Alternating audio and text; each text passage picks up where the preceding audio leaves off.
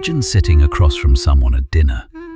They lean in, ask polite questions, nod at all the right moments.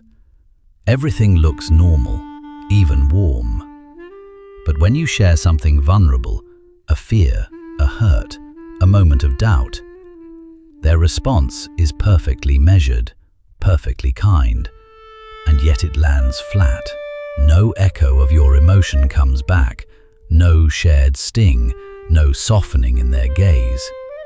Just calm understanding, like they're observing a scene rather than feeling it with you.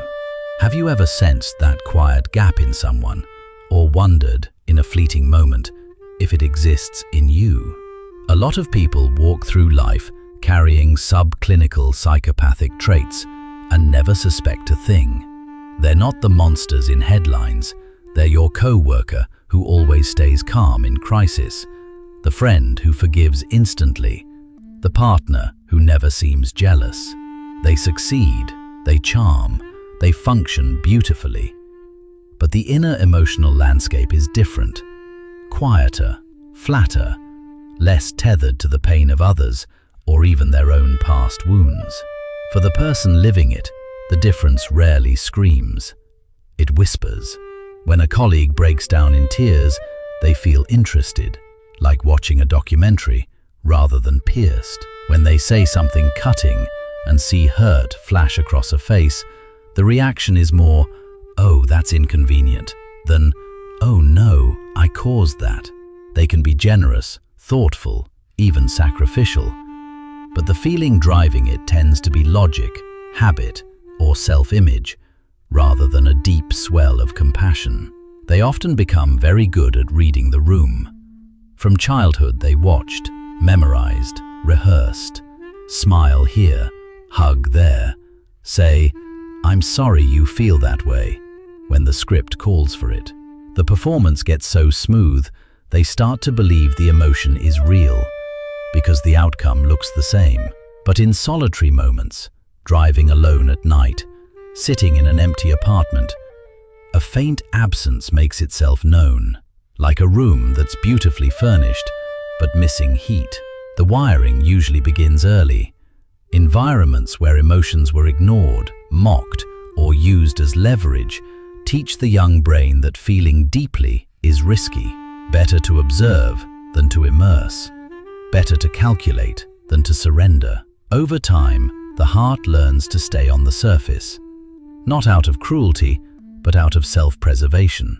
In adult life, these patterns can look like strengths. They stay unruffled in emergencies. They end relationships cleanly, without weeks of anguish. They negotiate hard, charm effortlessly, make decisions others agonize over. People call them cool-headed, strong, low drama, and they are. But the admiration usually arrives with a quiet footnote. People feel seen by them, but rarely felt. The strangest part is how little it bothers them. No nightly torment over past mistakes. No lingering ache after hurting someone. The absence of pain registers as peace. Walking away from drama without looking back feels like clarity. Emotional flatness masquerades as wisdom. Then the small fractures appear.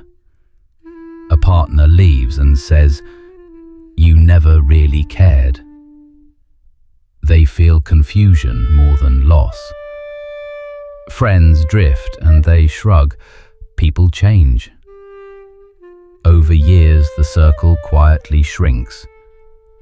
They tell themselves others are too needy, too fragile. The explanation fits. The loneliness, if it arrives, wears the mask of independence. These traits live on a spectrum. Almost everyone has a dash of them, a moment of cold calculation, a day of low empathy, a charm switch flipped on for advantage. But for those further along the line, the inner climate is reliably cooler. They understand emotions the way a cartographer understands a landscape. They can map it perfectly, navigate it skillfully, without ever getting wet. Society loves to paint psychopathy as evil in a mask, but many wear no mask at all. They volunteer, they give gifts, they stand by people in crisis, not from a burning well of feeling, but from principle, routine, or the simple math that kindness returns benefits. The action is identical, the source is different. The hidden cost is a slow-building solitude. Others sense the missing echo and step back.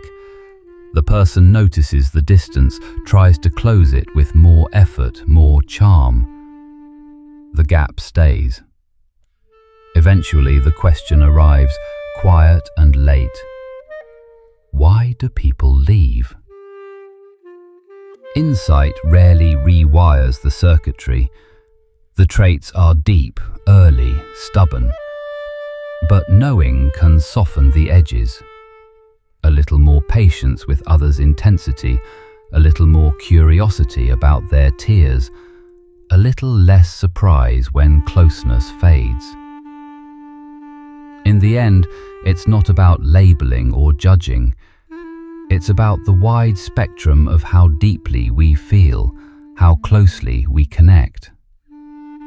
Some hearts are bonfires, others are steady lanterns. Both give light, but one warms from a distance, and the other can burn you if you stand too close.